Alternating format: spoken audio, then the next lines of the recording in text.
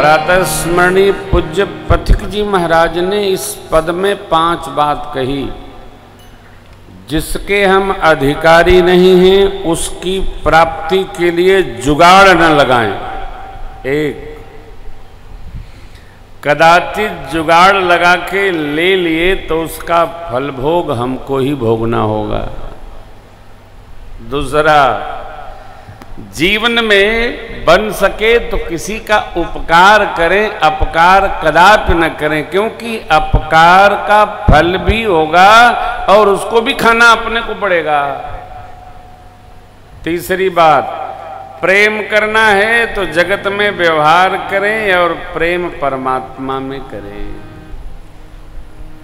यह सिद्धांत बना लिया जाए कि जो आया है उसको जाना है आंख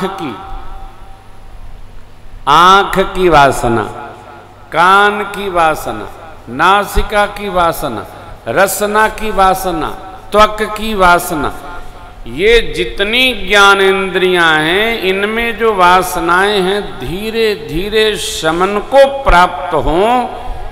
यह केवल सत्संग, भजन, तप, सेवा और स्मरण से संभव है। यदि नहीं तो इस आवागमन से छुट्टी मिलने वाली नहीं है। इसलिए कहते वो आने वाले इतना समझ लो, इस जग से तुमको कौन ऐसा है कि अयोध्या के राज सिंहासन को पाकर स्वीकार नहीं करना चाहेगा?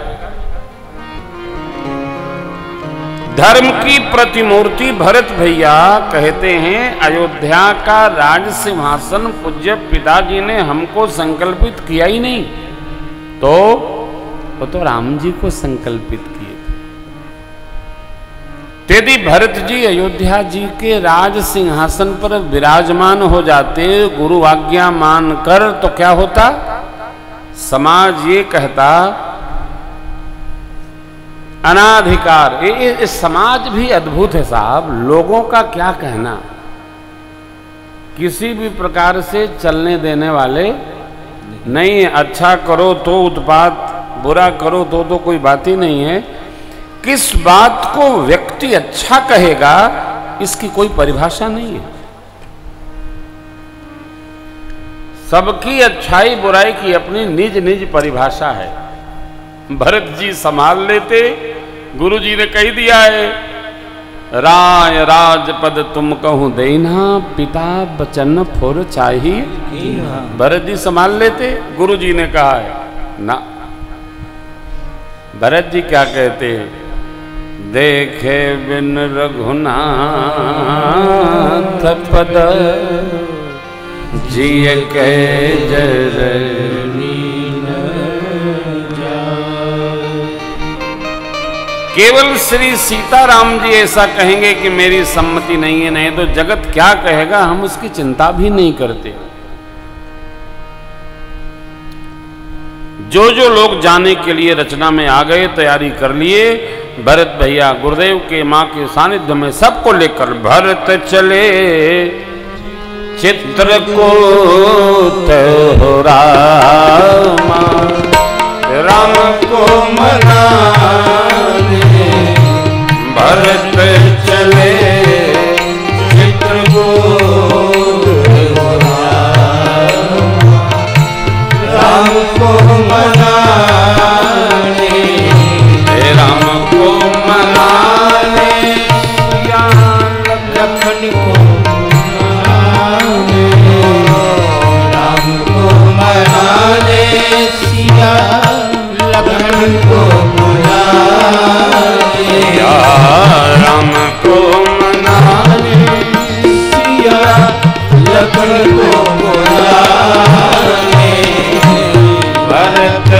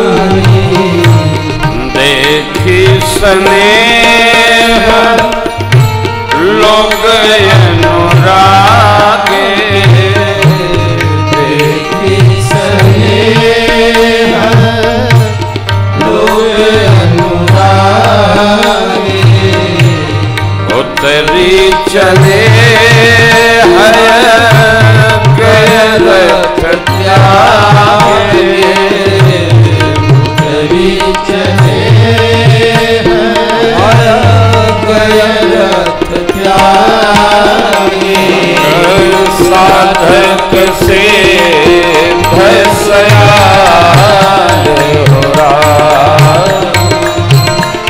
राम को मनाने साधक से भसयाल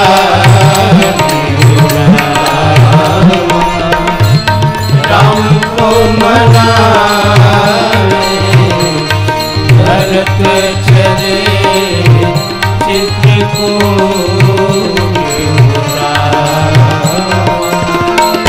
राम को मनाने। भरत भैया शत्रुघ्न भैया के साथ पैदल पैदल चले जा रहे हैं, यह विचार करके कि भगवान वन में हैं तो हमको हाथी घोड़ा पालकी के आश्रम में नहीं रहना। क्या हमारी संस्कृति है, हमारा श्रेष्ठ जिस सुख को नहीं पावे उस सुख हमको नहीं लेना, उस सुख में जाना ही नहीं। हमारे देश के एक ऐसे महापुरुष हुए प्रातः स्मरणीय संत विनोबा भावे जी, वो दूध नहीं पीते थे। क्यों? भारत की प्रजा को दूध नहीं मिलता तो हम दूध कैसे पान करेंगे। महात्माओं का क्या चिंतन है, जो सुख उनको नहीं मिलता हम नहीं ले सकते, जो सुख परमात्मा को नहीं वो मेरे लिए नहीं। लेकिन बड़ी अम्मा ने जब समझाया है कि विलंब होगा भैया, सब लोग पैदल पैदल चल रहे हैं, आप रथारूढ़ होइए तो राम जी के पास शीघ्र उपस्थित हो जाएंगे। चल दिए, आज्ञा पाए मां की चले। तमसा तटवास हुआ, दूसरा गोमती तीर निवास हुआ। कोई तो फरहार करते हैं, कोई एक दिन में एक बार भोजन करते हैं, कोई रात्रि को भोजन करते हैं, कोई केवल दुग्धपान करते हैं। नारायण भगवान के दर्शनार्थ सब लोग विधि सम्मत नियम पूर्वक रहने लगे। पय आहार फल यसन यक निस भोजन यक लो करत राम हित ने